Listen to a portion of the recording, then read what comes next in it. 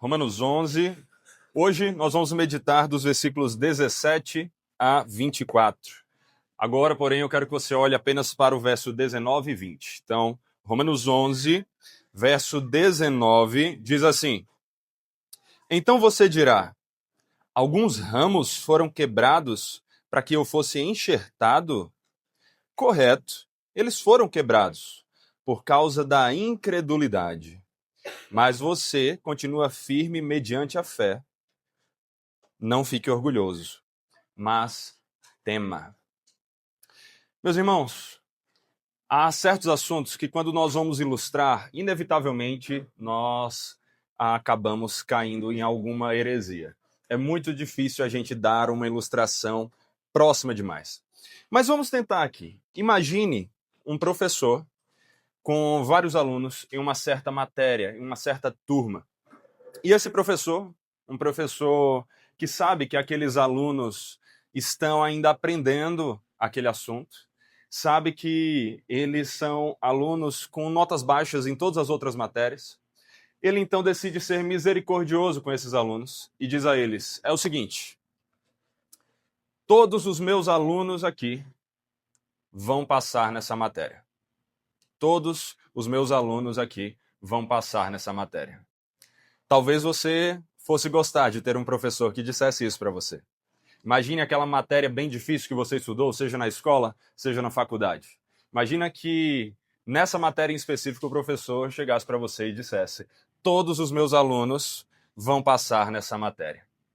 A verdade é que existem professores que basicamente dizem isso na faculdade. Na escola nem tanto, mas na faculdade eu já tive professores que fizeram algo muito próximo. A questão é que você tem que entender o que ele está dizendo. Todos os meus alunos vão passar nessa matéria. Imagina então que ao ouvir isso, alguns dos estudantes decidissem levar aquela matéria a sério, mas com leveza. Ah, que maravilha! Agora eu posso estudar essa matéria sem aquele peso de ficar nervoso para uma prova, tentando passar e com medo de ser reprovado. Muitos ficam nervosos só de pensar no nome prova, é ou não é verdade? Outros alunos, porém, poderiam ter uma ação distinta. Eles poderiam dizer: todos os alunos vão passar na sua matéria? Então eu nem preciso aparecer. Eu vou curtir aqui, venho para a faculdade, fico lá embaixo conversando com os amigos. Você, se já fez faculdade, já fez algo semelhante? Eu confesso que quando eu fiz a primeira vez ali, antes da minha conversão, eu já fiz isso. Triste, não faça. Mas tem uma questão. Quando chegou o final do semestre, esses segundos alunos não passaram. E eles chegaram indignados para o professor. Mas como assim nós não passamos? O senhor falou que todos os alunos, todos os seus alunos iriam passar na matéria. O professor olhou para eles e disse: é verdade, mas vocês não foram meus alunos. Vocês não permaneceram na minha sala. Vocês simplesmente foram embora. Todos os alunos daquele professor passariam. Mas aqueles que nem sequer permaneceram ali diante dele, como é que ele os conheceria? Como eles poderiam ser chamados de seus alunos? Meus irmãos, ainda que com limitações, essa ilustração nos mostra um pouco do que nós vamos ver aqui nesse texto. Esse texto nos ensina que a salvação tem uma relação adequada com a nossa responsabilidade. A salvação tem uma relação adequada com a nossa responsabilidade. Mas nós precisamos entender como é essa relação, porque senão nós podemos cair em um de dois erros: ou supervalorizá-la ou menosprezá-la. E quando nós olhamos para o texto que nós vamos meditar aqui nesse dia, nós entendemos que a salvação tem uma relação adequada com a nossa responsabilidade, ao ponto de que nós não podemos supervalorizar a nossa responsabilidade para a salvação. Nós não podemos exagerar, supervalorizar a nossa responsabilidade na nossa salvação. E é isso que nós vemos nos versos iniciais aí, do versículo 17 em diante. O texto começa dizendo: se, porém, alguns dos ramos foram quebrados.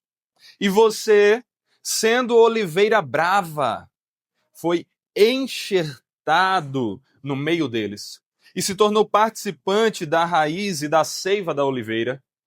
Não se glorie contra os ramos. Não se glorie contra os ramos.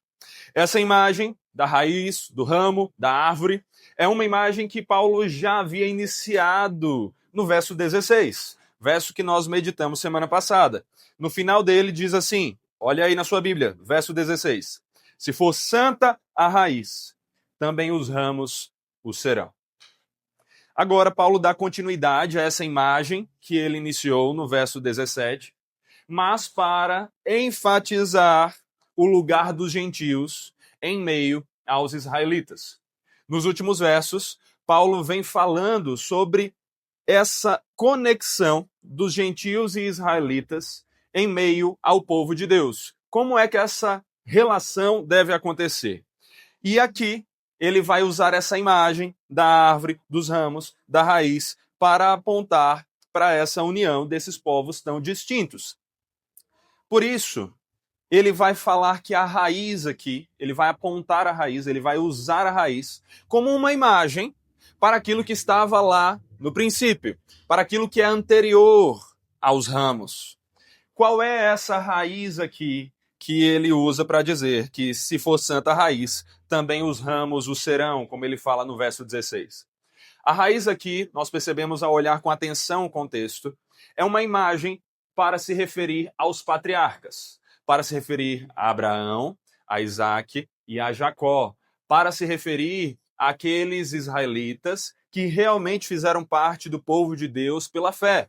E se eles realmente foram santos, e entenda santo aqui não como perfeito, mas como separados e como aqueles que estavam vivendo numa crença nas promessas de Deus e, portanto, parte separada do povo de Deus, se eles foram santos, então os seus ramos, aqueles que estavam verdadeiramente conectados a eles, também seriam santos, também seriam separados, também seriam povo de Deus.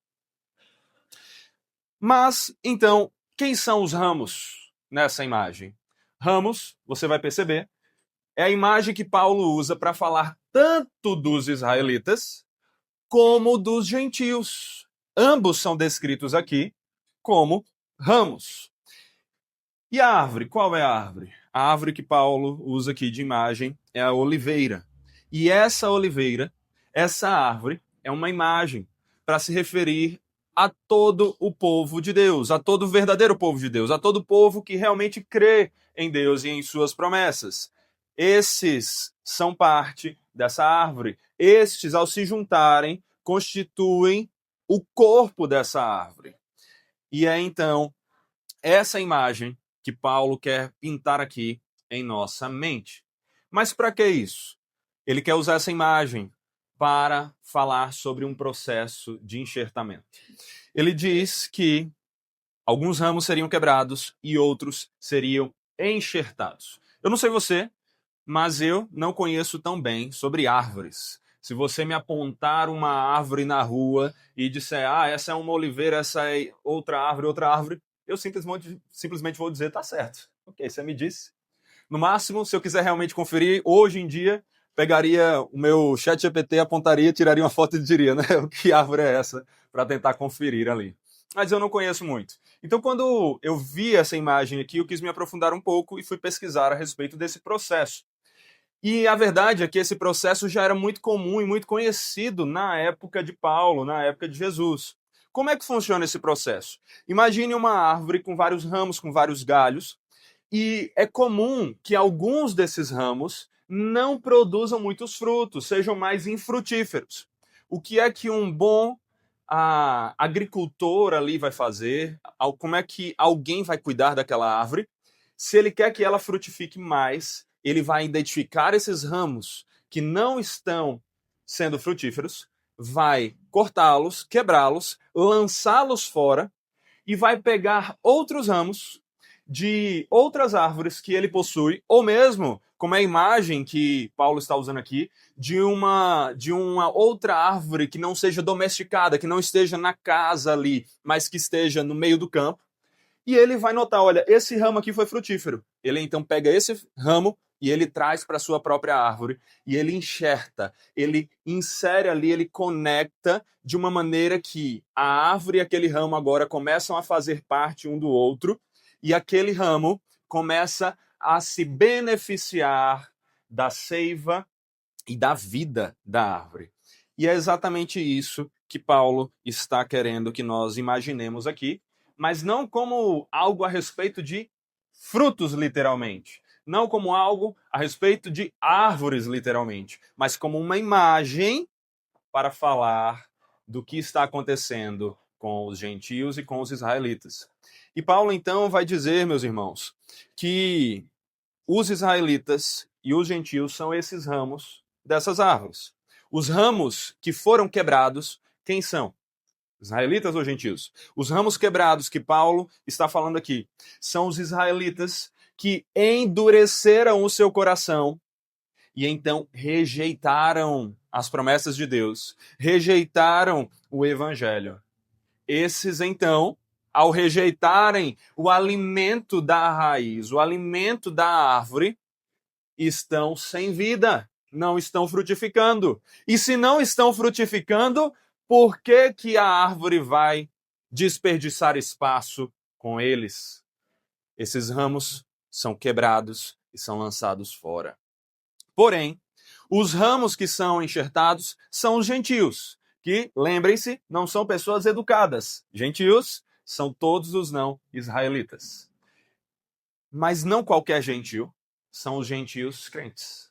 São os outros povos, pessoas de outros povos, que verdadeiramente creram em Deus, creram nas suas promessas, fizeram o contrário do que os israelitas estavam fazendo ali. Então esses gentios, eles foram enxertados na árvore. Eles foram colocados como parte do povo de Deus. Lembra que é isso que a árvore simboliza? O povo de Deus? Os gentios foram então trazidos para fazerem parte do povo de Deus. E agora que fazem parte da oliveira, que fazem parte do povo de Deus, os gentios têm acesso à raiz e à seiva. Eles têm acesso àquilo que pode nutri-los e lhes dar vida.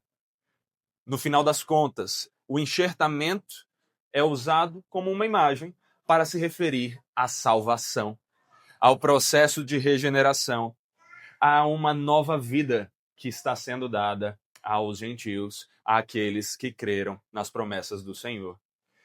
Paulo usa essa imagem que, por mais que não seja tão comum a nós aqui do século XXI, na selva de pedra no estado de São Paulo, é comum, extremamente comum, aos seus ouvintes iniciais aqui. E essa não é uma imagem que apenas Paulo usou. Paulo era um bom imitador de Cristo, por isso ele diz: sejam meus imitadores como eu sou imitador de Cristo. Jesus já havia usado uma imagem muito semelhante. Em João capítulo 15, nos versículos iniciais, Jesus diz: eu sou a videira verdadeira, e o meu Pai é o que cuida da vinha. Todo ramo que estando em mim não der fruto, ele corta, e todo o que dá fruto, ele limpa, para que produza mais fruto ainda. Eu sou a videira, vocês são os ramos. Quem permanece em mim e eu nele, esse dá muito fruto. Porque sem mim, vocês não podem fazer nada. Se alguém não permanecer em mim, será lançado fora, à semelhança do ramo, e secará. E o apanham e lançam no fogo e o queimam. E o queimam. Aquele que não frutifica é lançado para queimar. Aquele que não permanece no Senhor e em suas palavras é lançado para queimar. E como nós sabemos, é uma imagem para o inferno, para a condenação eterna. Paulo então está usando uma imagem que Jesus já havia utilizado, que está querendo que os seus ouvintes percebam como é sério, mas como é maravilhoso também, o processo da salvação que veio até eles.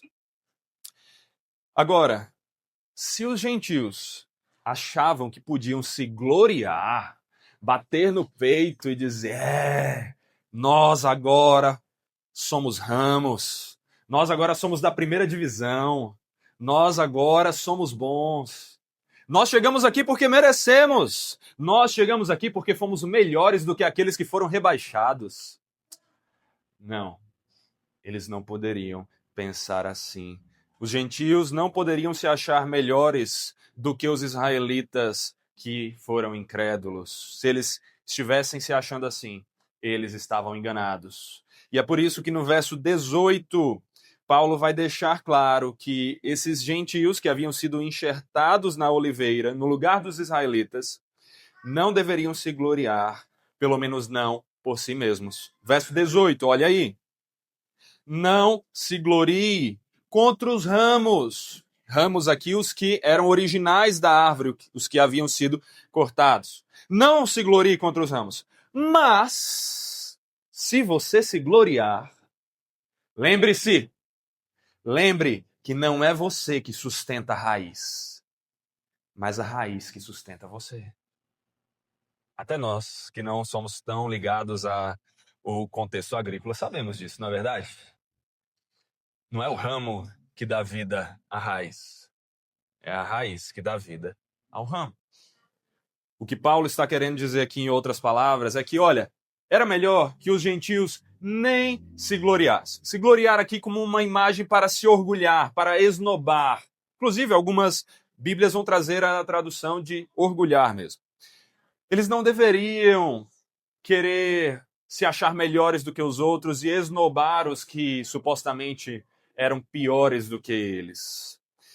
Mas se eles fossem se gloriar, falar do que aconteceu com eles para os outros, eles deveriam falar para os outros que o que aconteceu com eles não era fruto da ação deles. Não era porque eles eram melhores. Não era porque eles eram bons. Mas era porque a raiz era muito boa. Era porque aquele a quem eles estavam ligados era cheio de vida. E então, eles estavam frutificando.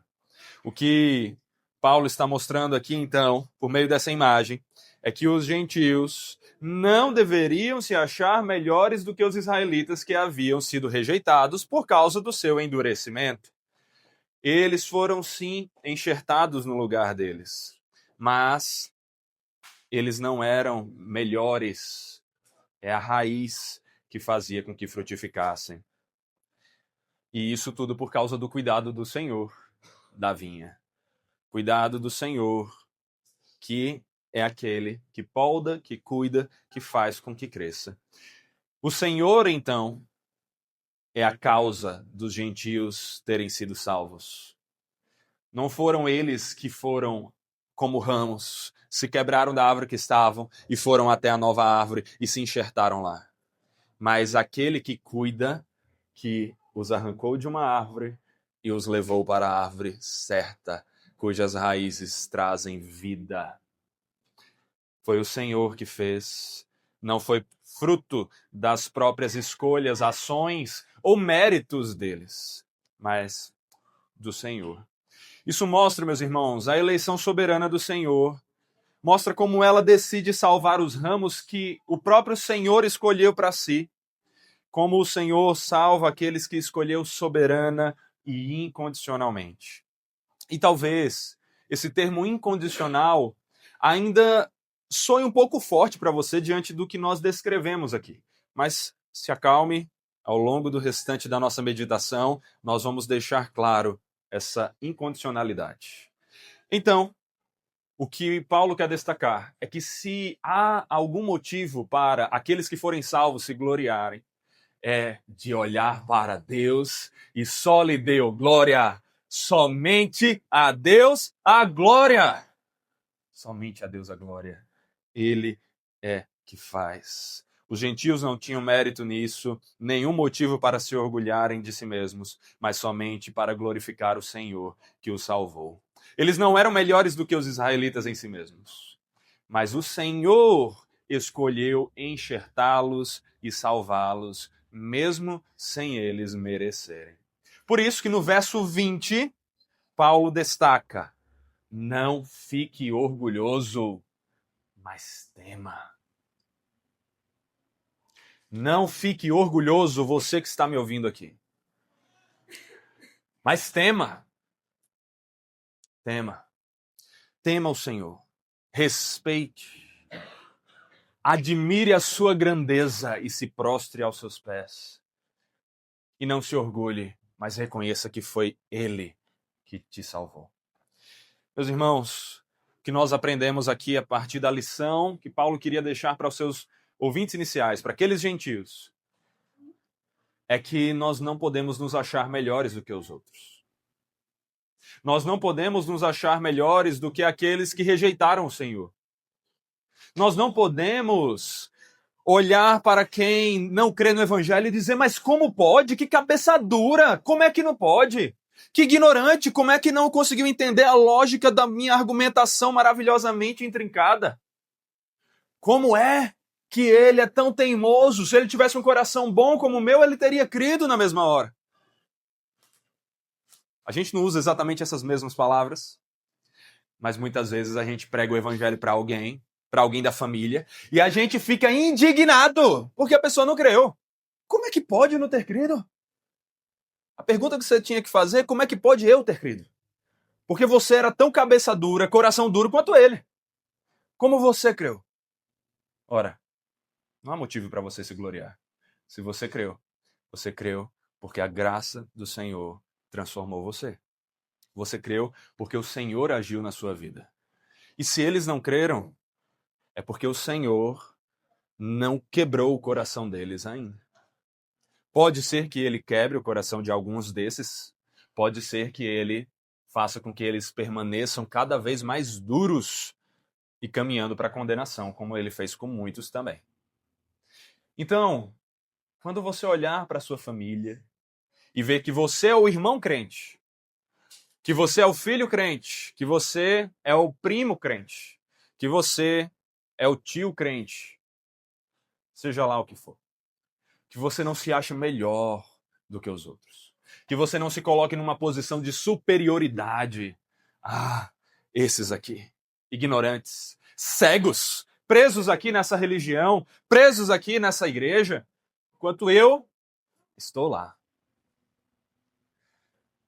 Você acaba fazendo a oração como a do publicano e a do fariseu. Você é o fariseu que olha e diz, Senhor, obrigado por eu ser eu mesmo. Obrigado por ter me feito tão bom. Agora esse publicano aqui, ó, tá lascado. Meus irmãos, nós temos que lembrar que toda boa dádiva desce do alto. Tudo de bom que há em nós é fruto da ação de Deus, não é mérito nosso, e por isso nós não devemos nos orgulhar como se fôssemos melhores, mais inteligentes, mais bonzinhos, mais crentes do que outros. Nós devemos olhar sempre para o Senhor. Isso não significa que devamos achar que todos estão na mesma situação do que a gente, que é um outro erro que muitas pessoas fazem. Ah, não, mas não importa a religião, Deus é bom com todos, eu não sou melhor do que ele que está lá no islamismo, no budismo, Deus vai agir com misericórdia com ele da mesma forma que comigo, porque eu não sou melhor, então tá tudo bem. Não, calma. Você pode se gloriar no Senhor, lembra?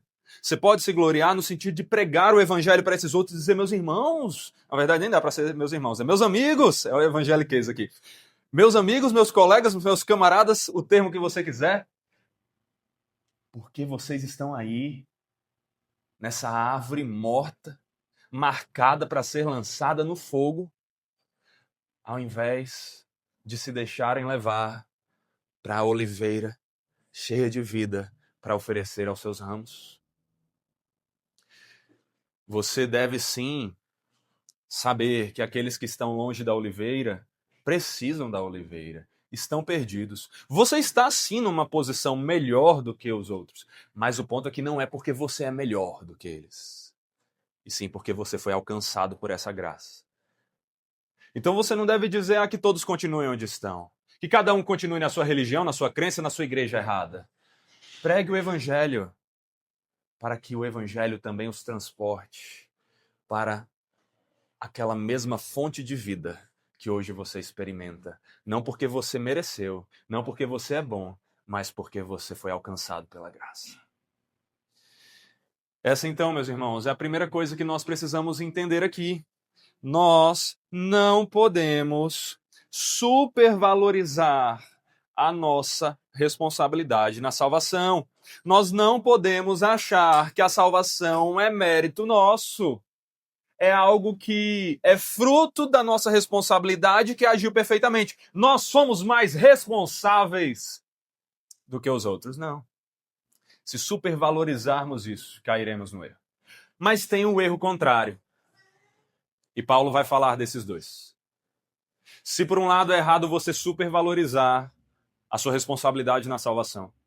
Em segundo lugar, esse texto nos mostra que nós não podemos menosprezar a nossa responsabilidade na salvação. Não podemos menosprezar. Olha só o que nós vemos aí nos versículos 19 em diante. Paulo sabia que os gentios poderiam então se orgulhar e se achar melhores do que os israelitas, certo? Eles sabiam que eles poderiam agir assim, mas espera aí, nós não fomos enxertados porque nós éramos melhores? Então ele diz no verso 19. Então você dirá, alguns ramos foram quebrados para que eu fosse enxertado. Deus os tirou ali para me colocar, olha só como valeu a pena. Correto. Eles foram quebrados por causa da incredulidade.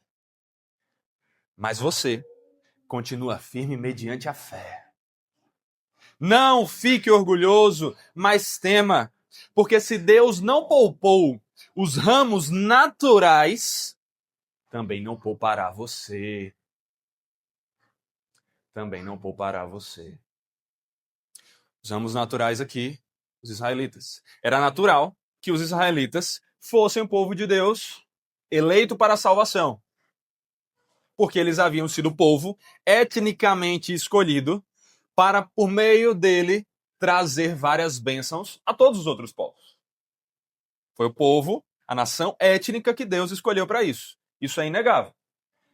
Mas a verdade é que por mais que eles fossem os mais naturais naquela posição, eles rejeitaram o seu lugar. Eles endureceram o coração e por isso eles foram rejeitados. Paulo quer deixar claro, então, que os israelitas não foram rejeitados porque Deus viu assim, gostei dos gentios, eu vou abandonar aqui esses israelitas e vou trocar. Não é como se fosse um marido que está aqui casado e diz, minha esposa agora está velha, aquela novinha ali tá boa, vou trocar. Não. Isso não é conversa de crente. Isso não é ação de verdadeiro cristão. O que acontece é que os israelitas foram incrédulos. Eles mesmos deixaram a casa. Eles mesmos abandonaram. Eles mesmos se divorciaram. Enquanto que aqui tinha os gentios que queriam se unir ao Senhor. Que viram a beleza do Senhor e irresistivelmente foram atraídos. Mas não porque eles mereciam mais, então eles foram inseridos. Que o Senhor foi gracioso com eles. O que nós vemos então é que, se por um lado antes muitos israelitas se achavam superiores às outras nações por uma má compreensão do papel que Deus havia definido para eles se achavam melhores. Infelizmente, até hoje, muitos israelitas se acham melhores do que as outras nações. Nós somos o povo escolhido de Deus. Vocês são todos imprestáveis, ímpios, miseráveis. Mas se por um lado eles se equivocaram em se acharem melhores do que os outros, agora Paulo sabe que há gentios que estão caindo no mesmo erro e dizendo, nós somos agora o povo de Deus, nós somos melhores, nossa posição está garantida, eles são inferiores. E Paulo não quer que nenhum dos dois pense assim. Ele então mostra que se Deus condenou os israelitas, que por serem povo étnico escolhido para alguns propósitos, eram também os candidatos mais prováveis para a salvação, se Deus os condenou diante da incredulidade dele, diante do seu endurecimento e rejeição, que dirá então dos outros povos, se forem incrédulos e rejeitarem? Assim como o Senhor quebrou os ramos naturais, ele também quebraria qualquer outro que não cresce nas suas promessas, fosse incrédulo, coração duro, rebelde e o rejeitasse. E para enfatizar tudo isso, então, Paulo acrescenta no versículo 22, olha aí. Considere, pois, a bondade e a severidade de Deus. As pessoas só falam da bondade de Deus, né, normalmente? Só do Deus que é amor. Mas, Deus tem mais de uma faceta, mais de um atributo. A bondade e a severidade de Deus. Para com os que caíram, severidade. Mas para com você, a bondade de Deus, desde que você permaneça nessa bondade. Do contrário, também você será cortado. Eles também, se não permanecerem na incredulidade, serão enxertados, pois Deus é poderoso para os enxertar de novo.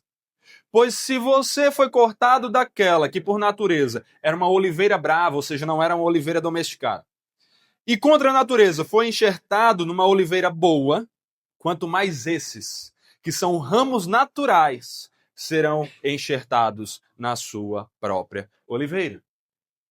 Aqui, meus irmãos, nós vemos algo muito pouco pregado. Sim, Deus é amor.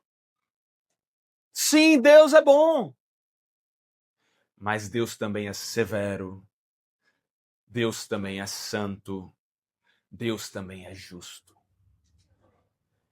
E nenhuma das duas verdades pode ser esquecida. Se por um lado, ele foi severo e condenou os que caíram em pecado, o rejeitando, ele foi bondoso com os que permaneceram na sua bondade. Os israelitas, porém, se abandonassem a sua incredulidade e crescem nas promessas, seriam enxertados de novo. Seriam enxertados. Até porque seria o lugar adequado deles, era o que era esperado deles. É um lugar natural. Mas os gentios que foram enxertados, se eles não crescem mais, se tornassem incrédulos, eles também seriam rejeitados. Antes, meus irmãos, de nós aplicarmos esse texto mais diretamente às nossas vidas hoje, nós precisamos então entender algumas possíveis contradições que esse texto traz com outras verdades da Escritura que nós já enfatizamos várias vezes aqui nessa igreja. Então, meus irmãos, uma importante verdade que nós precisamos entender quando olhamos para esse texto e o comparamos com outra passagem das Escrituras. Espera aí. O que Paulo está querendo dizer aqui é que a salvação é por obras. Porque perceba, se a salvação não é por obras, como é que nós podemos conciliar isso, uma salvação pela graça, com Deus sendo severo com quem foi incrédulo, com quem foi ruim, vamos dizer assim, e Deus sendo bom com aqueles que permaneceram na bondade dele? Não parece uma salvação condicional? Eu fui bom porque eles foram bons, eu fui ruim porque eles foram ruins. Não parece uma salvação condicional? E aí? E quantas vezes nós já enfatizamos que não é assim? Meus irmãos, a gente já começa com essa verdade. A salvação, a gente repete, a gente enfatiza, e a gente quer que você guarde no seu coração. A salvação é somente pela graça por meio da fé. Não por obras, não por mérito, não condicional. Guarde essa verdade. As Escrituras deixam isso claro em vários momentos. Romanos 3:28, inclusive aqui na Epístola de Paulo aos Romanos, ele já mostrou isso. Concluímos, pois, que o ser humano é justificado pela fé, independentemente das obras da lei. Em Gálatas 2:16, Paulo diz: sabendo, contudo, que o homem não é justificado por obras da lei, e sim mediante a fé em Jesus Cristo. também temos crido em Cristo Jesus para que fôssemos justificados pela fé em Cristo e não por obras da lei, pois por obras da lei ninguém será justificado. Paulo era até repetitivo, não é verdade? De tanto que ele queria enfatizar. E de tanto que ele notava que ele pregava, e as pessoas ainda deturpavam. Paulo diz em Timóteo, 2 Timóteo, capítulo 1, versos 8 e 9. Portanto, não se envergonhe do testemunho de nosso Senhor, nem do seu prisioneiro, que sou eu. Pelo contrário, participe comigo dos sofrimentos a favor do Evangelho, segundo o poder de Deus. O poder de Deus que o quê? Que nos salvou e nos chamou com santa vocação, não segundo as nossas obras, mas conforme a sua própria determinação e graça que nos foi dada em Cristo Jesus antes dos tempos eternos. Ou como Paulo disse, inclusive, no capítulo 11 de Romanos, que nós estamos meditando, só que no verso 6. Olhe para o verso 6 aí, você já está no Romanos 11? E se é pela graça, já não é pelas obras. Do contrário, a graça já não é graça. Então a Bíblia é explícita. A salvação é somente pela graça, por meio da fé, não é por obras. Então, faria sentido Paulo se contradizer aqui, versos depois? Lembrando que, inclusive, essa divisão de versos e capítulos é posterior à escrita da epístola, bem posterior. Não tinha nem essa divisão antes. Ele estava só falando ali como conversando com alguém. Segundos depois ele se contradiz? Tão seriamente? Não, meus irmãos. Ele não se contradisse. A salvação não é por obras.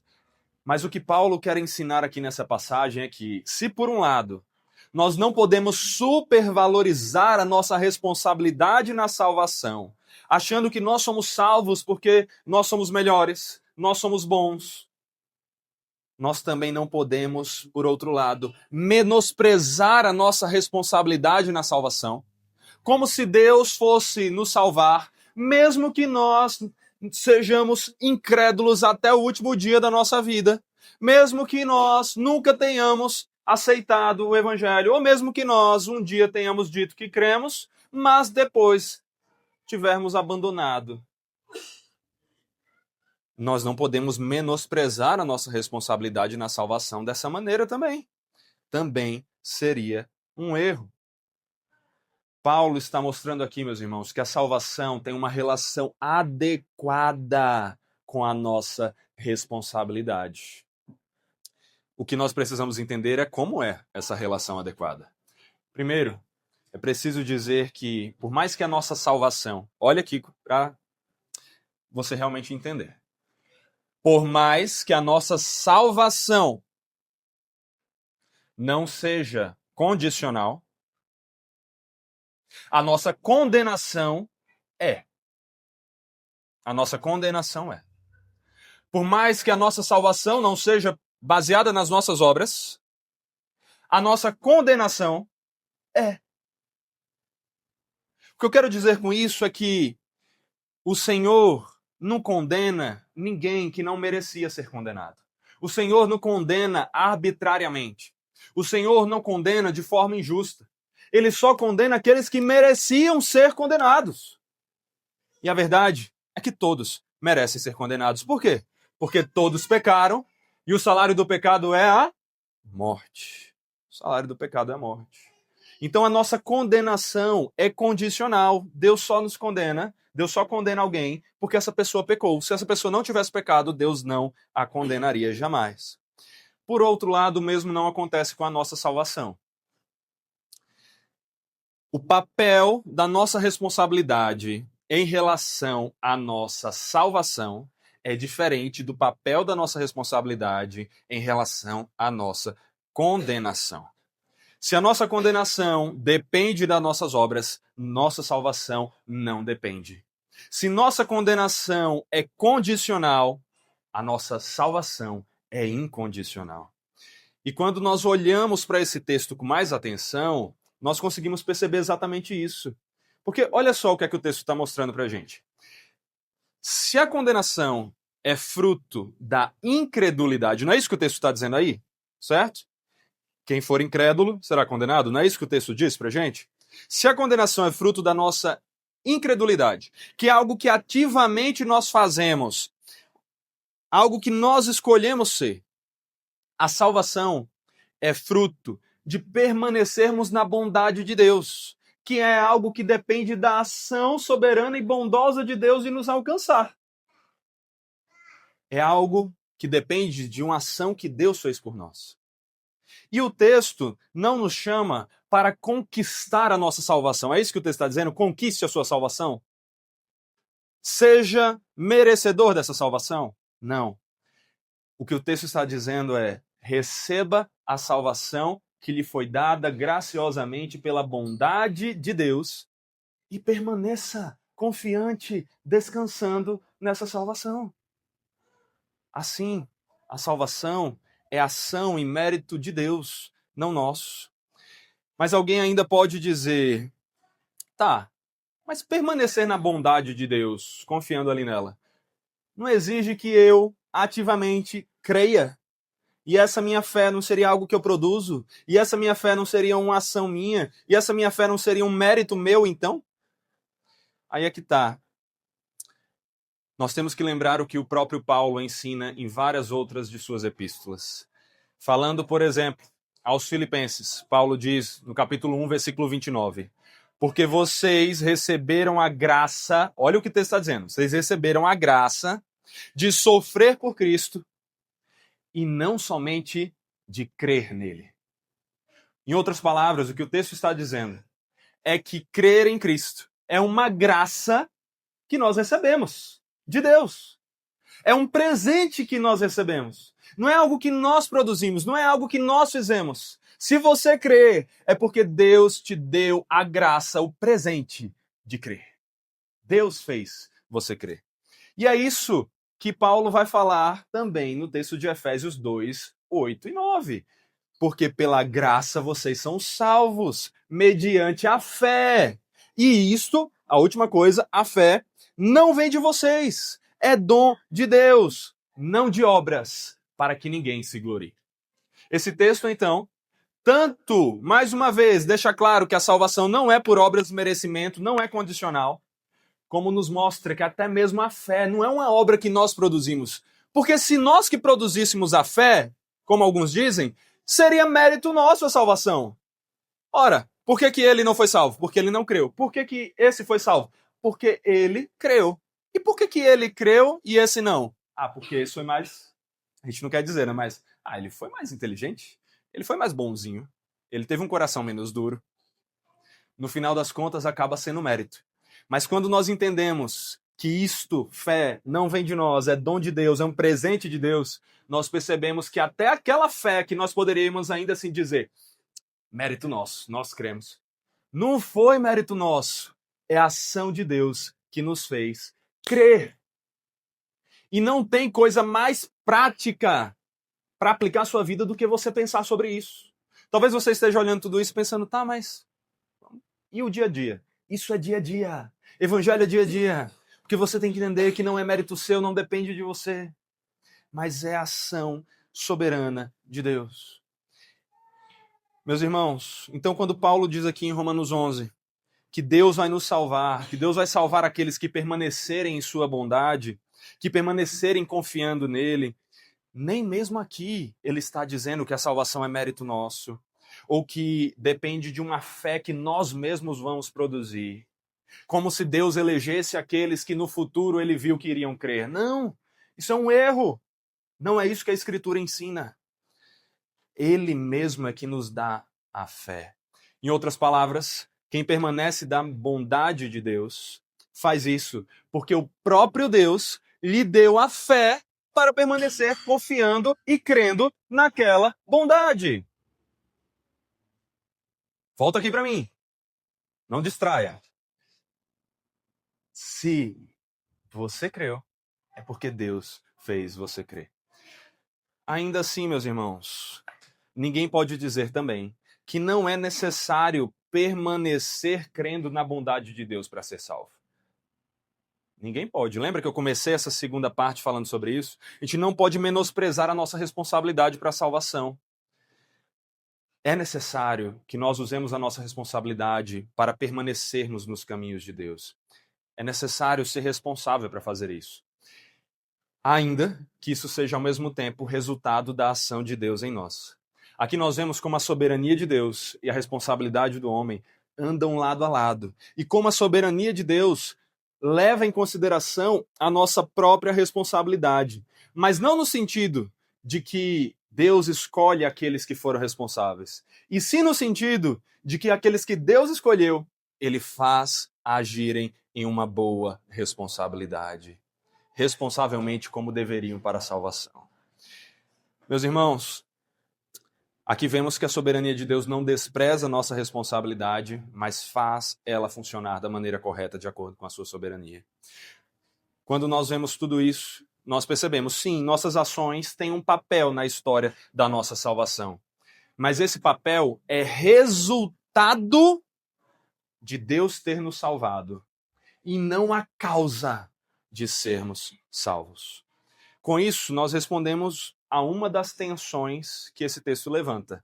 A salvação é por mérito? Não, não é. Você já guardou essa verdade, não guardou? A fé foi você que produziu porque você é mais inteligente, melhor, mais bonzinho? Não, foi algo que Deus deu. Mas ainda tem uma outra tensão importante que parece contradizer doutrinas que nós enfatizamos aqui, que não são tão importantes segundo a Escritura. Afinal, a salvação, então, se perde? Porque Paulo está falando que, olha, se você deixar de permanecer na bondade, você será cortado. Será que esse tipo de advertência não nos mostra que a salvação pode ser perdida, como alguns vão alegar?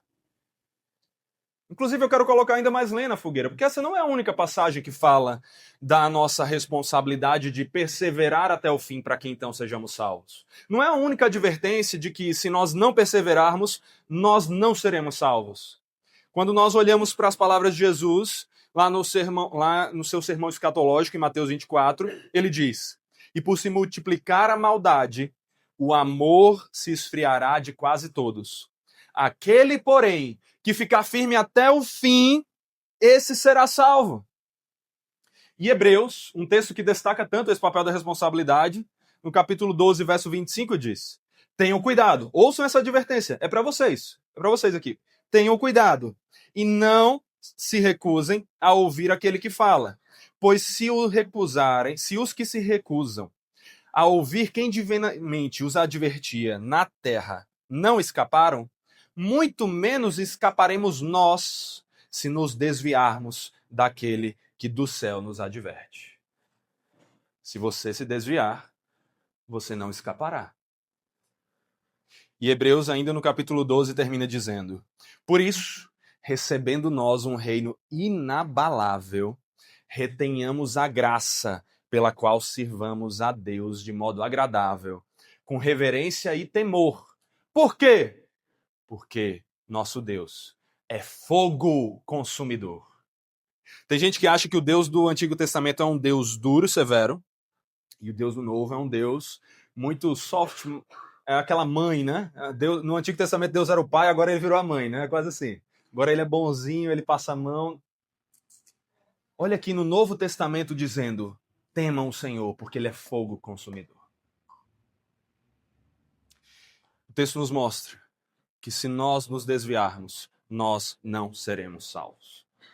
Mas então, isso quer dizer que nós podemos perder a salvação? Não. Então, como é que nós podemos dizer que não, olhando para essas passagens? A salvação, meus irmãos, deixa eu enfatizar de início, a salvação não se perde. Certo? Guarda essa verdade no seu coração.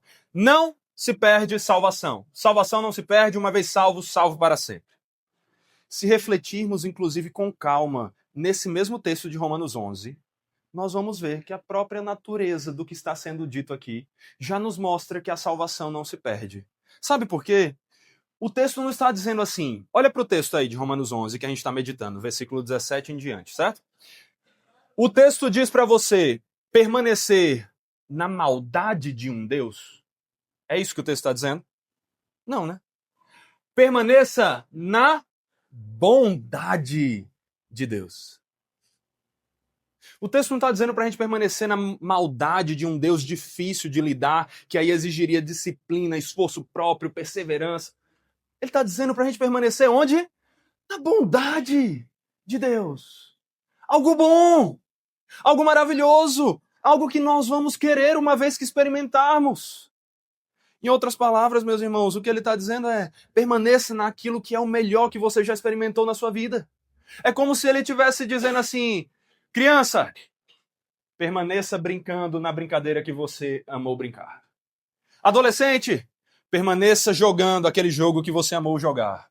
Adulto, aí já é outra coisa, a gente é mais preguiçoso. Permaneça comendo aquela comida maravilhosa que você gostou de comer. Ele está dizendo para a gente permanecer fazendo algo que nós achamos muito bom. A própria natureza da bondade de Deus já nos mostra que a salvação não se perde, porque depois que nós experimentamos de verdade essa bondade, como nós vamos fugir dela? Para quem mais iremos se só em Deus a palavra de vida eterna? Para quem? É bom estar ali com o Senhor. Mas além disso, meus irmãos, além de então nós vermos que a salvação não se perde, porque aquele que experimenta dela persevera até o fim, ao perceber quão boa ela é, nós vemos que acima de tudo, salvação não se perde, porque o Deus que começou a boa obra em nós há de completá-la até o dia de Cristo Jesus, como Filipenses 1,6 diz. Porque, como Jesus disse em Mateus 6,37, todo aquele que o Pai me dá, esse virá a mim. É irresistível ir até ele. E o que vem a mim, de modo nenhum eu lançarei fora. Não vai embora mais. Porque eu desci do céu não para fazer a minha própria vontade, mas a vontade daquele que me enviou. E a vontade de quem me enviou é esta, que eu não perca nenhum de todos os que ele me deu. Pelo contrário, eu ressuscitarei no último dia. De fato, a vontade de meu Pai é que todo aquele que vira o Filho e nele crer tenha a vida eterna, e eu o ressuscitarei no último dia. Jesus diz que aqueles que o Pai lhe dá, ele não perde. Ou como ele vai dizer em João 10, as minhas ovelhas ouvem a minha voz. Você é ovelha de Jesus? As minhas ovelhas ouvem a minha voz. Eu as conheço e elas me seguem. Eu lhes dou a vida eterna. Jamais perecerão. E ninguém as arrebatará da minha mão. Ninguém. Meus irmãos, quando nós olhamos para isso, e para tantas outras passagens da Escritura que nós poderíamos citar, nós vemos que não dá para perder a salvação. Porque quando o Senhor escolhe salvar, Ele garante salvar. Deus não faz as coisas pela metade. Deus não faz serviço mal feito. Se Ele começou a salvação na vida de alguém, Ele vai concluir aquilo que começou. Por isso, meus irmãos, nós vemos que a salvação não se perde. E aí você me diz, tá, Saul, mas e aquele monte de pessoas que ao longo da minha caminhada na igreja eu já vi apostatando, ir embora, sendo excomungadas, desistindo de crer? E aquele monte de pessoas na história que fizeram isso? E agora, o que é que você me diz? Eu respondo para você com Bíblia de novo. 1 João 2,19. Eles saíram do nosso meio, mas não eram dos nossos. Por quê? Se tivessem sido dos nossos, teriam permanecido conosco. Se tivessem sido dos nossos, teriam permanecido conosco. Mas eles se foram para que ficasse manifesto que nenhum deles é dos nossos. Em outras palavras, quem apostata não perde a salvação, porque não dá para perder algo que você nunca teve. Quem apostatou é porque nunca foi salvo antes. Não tem como você perder o que você nunca teve. Meus irmãos, salvação não se perde. Salvação falsa, sim. Achar que era convertido e apostatar acontece muito. A gente achar que fulano era convertido e ele apostatar acontece muito. Mas um verdadeiro convertido jamais perde a sua salvação. Porque quem começou a salvação nele foi Deus. E Deus vai concluir o que começou. E nós precisamos entender tudo isso, meus irmãos. Mas então você me pergunta, Saul, peraí, mais uma questão. Se a salvação não se perde, para que esse monte de advertência que você leu aqui nas Escrituras, para perseverar até o fim? Aquele monte de advertência que nós vemos na Bíblia, de que se nós não perseverarmos até o fim, nós seremos condenados. Para que serve isso, então? Pelo menos duas razões. Pelo menos duas razões. Em primeiro lugar, serve pelo menos como um você não tem desculpa, eu te avisei, para os incrédulos que permanecem na sua incredulidade e não vão até Deus. Esses aí têm o aviso de que se não forem até o Senhor e permanecerem lá, vão ser condenados. Está avisado. Aquele que não vai a Cristo está condenado. Serve também como um aviso para os incrédulos que um dia acharam que se converteram, mas então se desviaram. Eles também não têm desculpa. Porque não é porque um dia eles levantaram a mão e aceitaram Jesus que a salvação está garantida. Se eles se desviaram, se eles não permaneceram até o fim, se agora eles estão vivendo em pecado, a Bíblia deixa claro, vocês serão condenados. Mas serve também, meus irmãos, com um segundo propósito.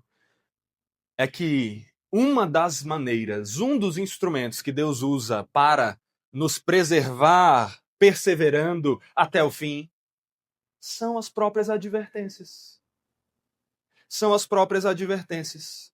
Deus nos adverte que nós temos que perseverar até o fim. E ao ouvirmos isso, nós somos mais uma vez estimulados para dizer, opa, eu estou aqui, mas eu tenho que continuar. Não posso olhar para trás. É uma das maneiras que Deus nos preserva. Isso é, meus irmãos, como muitas vezes pais fazem com seus filhos. Muitas vezes, quando eu vou dar aos meninos uma ordem que eu sei que eles vão achar difícil, que eles não vão ter muito ânimo para fazer, antes de dar essa ordem eu já começo assim. Meninos, estão prestando atenção no papai? Ok. Quando o papai dá uma ordem, qual é a resposta certa? Sim, senhor, papai, eles dizem. Muito bem. E quem não obedece à ordem do papai, o que é que acontece? Disciplina, papai, eles dizem. Eu digo, muito bem. Estão lembrados? Pois então vem a ordem. Só de fazer isso, quando eu dou a ordem, eles já estão contidos ali. Eles sabem que eles vão ter que dizer sim, senhor. Eles foram lembrados agora. E eles sabem que vão ter que obedecer. Isso é um dos instrumentos pelos quais eu faço eles fazerem o que eu tenho que levá-los a fazer. Obedecer. As advertências servem como isso. E o Senhor faz isso conosco. Nós vamos obedecer, Ele vai nos fazer obedecer. Mas ao nos advertir, Ele já nos lembra para que nós obedeçamos mais facilmente. Para que nós não nos esqueçamos, para que nós perseveremos. Então, meus irmãos, as advertências do Senhor são instrumentos pelos quais Ele nos ajuda a perseverar. Ele garante que nós vamos perseverar. Porque no final das contas, nós só perseveramos, só permanecemos na vontade de Deus, porque Ele mesmo nos preserva lá. Em tudo isso, meus irmãos, nós vemos que a salvação não se perde, mas as advertências têm o seu lugar. Elas têm o seu lugar. E elas têm o seu lugar, inclusive, para falar àqueles que às vezes se autonomeiam dessa forma, às vezes não, mas no final das contas podem ser chamados assim. Hipercalvinistas. Perceba, não estou falando de calvinista. Não estou falando de calvinismo. Eu estou falando de hipercalvinista. Hipercalvinismo. Sabe o que é esse hipercalvinismo? É a ideia de que se eu fui salvo e salvação não se perde, agora eu posso viver do jeito que eu quero, que está tudo bem. Agora eu posso viver no pecado e eu não vou perder minha salvação. Uma vez que eu fui salvo, salvo para sempre, agora eu posso viver pecando do jeito que eu quero. Tem gente que deturpa as maravilhosas promessas do Senhor dessa maneira. Mas deixe-me dizer, as advertências mostram, tanto para os ouvintes de Paulo daquela época, porque já tinha hipercalvinista naquela época, nesse sentido, quanto para os dos nossos dias, uma mensagem muito importante. Errou, meu amigo, errou, você errou rude. Não dá para você ter sido salvo e continuar vivendo em pecado, porque aquele que foi salvo não quer mais viver em pecado. Paulo fala sobre isso ainda mais extensamente em Romanos 6, que nós já meditamos aqui. Mas quando nós chegamos lá, o que é que ele diz? Que diremos então? Continuaremos no pecado para que a graça aumente ainda mais? De modo nenhum. Como viveremos ainda no pecado, nós que para ele morremos? Ou será que vocês ignoram que todos nós que fomos batizados em Cristo Jesus, fomos batizados na sua morte? Fomos sepultados com ele na morte pelo batismo, para que, como Cristo foi ressuscitado dentre os mortos pela glória do Pai, assim também nós andemos em novidade de vida. Assim também, considerem-se mortos para o pecado, mas vivos para Deus em Cristo Jesus. Portanto, não permitam que o pecado reine em seu corpo mortal, fazendo com que vocês obedeçam às suas paixões. Também não ofereçam os membros do corpo ao pecado como instrumentos de justiça, mas como pessoas que passaram da morte para a vida. Ofereçam a si mesmos a Deus e ofereçam seus membros a Deus como instrumentos de justiça. Em outras palavras, o que Paulo está ensinando aqui é que aquele que ainda vive no pecado nunca experimentou o ser nova criatura. Nunca foi salvo de verdade, nunca foi transformado. Então, se você pensa assim, se você acha que nós, como igreja reformada, estamos pregando aqui que salvação não se perde, portanto você pode viver nos seus pecados sem se preocupar, você está errado. Porque aquele que verdadeiramente foi salvo ganha um novo coração. E é um coração que não mais consegue pecar em paz. Sim, nós ainda pecamos, nós ainda lutamos contra o velho homem, mas nós não pecamos em paz. Nós lutamos contra o pecado e quando nós pecamos, nós nos incomodamos com isso e dizemos não. E dizemos, Senhor, nos perdoe. E dizemos, Senhor, nos capacite a vencer esses pecados. Se você está levando o pecado como uma brincadeira na sua vida, se você tem pecados de estimação que até hoje você não abandonou, seja mentira, seja pornografia, seja o ódio, a inveja, a fofoca, a cobiça, tantos outros pecados, você está flertando com esse hipercalvinismo, que acha que a graça é uma graça barata, que nos salva e nós podemos viver do jeito que nós queremos. Não é. Porque o verdadeiro convertido reconhece os seus pecados e luta para vencê-los. Porque a graça que nos salva é a graça que nos transforma. A graça que nos salva não nos dá desculpas para pecar, mas nos dá motivos e capacidade para lutarmos, para viver em santidade, meus irmãos. Quando nós vemos tudo isso, quando nós olhamos para esse texto, o que nós vemos então é que a salvação não é uma desculpa para pecar. Não é uma desculpa para o orgulho. Não desconsidera a nossa responsabilidade. A salvação tem um papel adequado para a nossa responsabilidade. E nós não podemos nem supervalorizar a nossa responsabilidade na salvação, nem menosprezar essa responsabilidade na salvação. Por isso, meus irmãos, que você não ache que você foi salvo porque você é bom. Não ache assim. Que você não ache que você é melhor. Você é tão pecador quanto os outros. Mas que você seja um pecador arrependido. Um pecador que, quando ouviu do seu mestre, você está salvo, permaneça na minha bondade, diz, é claro, Senhor, para onde mais eu iria? E permaneça ali. E permaneça ali. Por isso, não menospreze a sua responsabilidade, mas a leve a sério. Você é chamado a perseverar. Deixa eu enfatizar isso. Eu gastei um bom tempo desse sermão enfatizando que o fato de sermos chamados a perseverar não significa que nós perdemos a salvação. Porque crer nisso é dolorido, é doloroso. A gente vive naquela tensão. Será que hoje eu estou salvo? Pequei agora, menti agora, gritei agora, perdi a salvação. Deus não quer essa tensão para nós. Mas também eu não quero, e Deus não quer, que você ache que porque a salvação não se perde, você pode viver de qualquer jeito. Se arrependa dos seus pecados, cristão. Abandone os seus pecados de estimação. Se você tem mentido, não minta mais. Se você tem sido cobiçoso, invejoso, pare. Se você tem consumido pornografia, pare. Se você olha para as mulheres, os homens que passam na rua, pare. Se você é mentiroso, é fofoqueiro, é difamador, pare. Abandone os seus pecados. Porque aqueles que vivem nos pecados, ao invés de viver permanecendo na vontade de Deus, não estão vivendo como salvos. E somente os que permanecem nessa bondade, aproveitando a bondade de Deus, é que são salvos. Então, use sua responsabilidade. E, em primeiro lugar, use sua responsabilidade para reconhecer a bondade de Deus. Provai e vede que o Senhor é bom. Bem-aventurado o homem que nele se refugia. Reconheça a bondade de Deus. Prove essa bondade. Deguste e se alegre no Senhor. E por ver quão bom Deus é, quão maravilhoso Deus é, permaneça nele todos os dias de sua vida.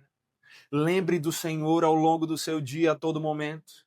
Quando os desejos pecaminosos vierem, não vença o pecado por um moralismo que diz, não, eu não quero ser ruim. Mas vença o pecado por um amor maior por Deus do que pelo pecado. Seu pecado pode lhe dar um prazer momentâneo, mas o Senhor nos dá alegria eterna. Reconheça essa bondade, reconheça a alegria no Senhor e assim persevere no Senhor. Mas para fazer isso você vai precisar dos meios de graça. Para você perseverar e reconhecer essa bondade do Senhor, você precisa conhecer a palavra. Porque é na palavra que nós vamos aprender quem o Senhor é. É na palavra que nós vamos ver essa bondade do Senhor. É na palavra que nós vamos aprender as promessas do Senhor para a nossa vida. Promessas de vida, de paz e de alegria, não de condenação, não de dor, não de sofrimento. E nós precisamos ter também uma vida de oração, porque é orando que nós pedimos ao Senhor que nos salvou pela graça, que continue nos capacitando por essa graça a viver perseverando enquanto Ele nos preserva. E à medida que você faz isso, lembre-se da importância da igreja local. Tanto para ouvir o Senhor falar por meio de pregadores, trazer uma explicação da palavra dele por meio de servos dele, como também para ouvir isso por meio dos seus irmãos, que vão caminhar com você, que vão reconhecer os seus pecados, que vão reconhecer as suas lutas, que vão reconhecer as suas falhas e que vão ajudar você a dizer não à incredulidade e sim à bondade do Senhor. À medida que você faz tudo isso, confie em Jesus. Jesus diz que aquele que permanece nele, esse dá muito fruto. Permaneça em Jesus. Se você não quer ser como um ramo infrutífero, que por não produzir frutos é cortado e lançado no fogo, permaneça em Jesus, porque é só em Jesus que você terá capacidade para produzir bons frutos. Tudo isso que eu falei aqui para você é o Senhor Jesus que vai capacitar você a fazer. Por isso, busque Jesus, se aproxime dele, se aproprie da bondade dele, experimente essa bondade diariamente e, capacitado por ele, viva para a glória de Deus. Senhor, nos ajude, Pai, a viver assim. Nos ajude a viver perseverando nos teus caminhos. Não nos achando melhores do que os outros, mas, Pai, sabendo que na nossa pequenez, o Senhor que é grande veio até nós e nos deu nova vida. E que agora, salvos, nós temos a responsabilidade de perseverarmos e permanecermos até o fim. Mas fazemos isso pela capacitação que vem do Senhor mesmo, que nos preserva diariamente. Senhor, nos preserve. Nos preserve, Pai, pela ação soberana do Teu Espírito, que nos cela para a salvação e que nos santifica. Nos preserve pela intercessão contínua de Jesus Cristo, nosso advogado, intercessor fiel.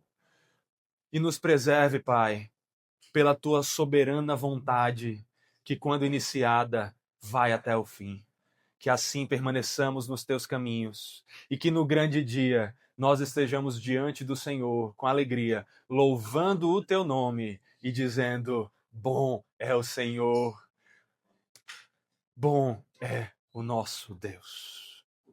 Em nome de Jesus, que nós te pedimos e agradecemos. Amém. Amém.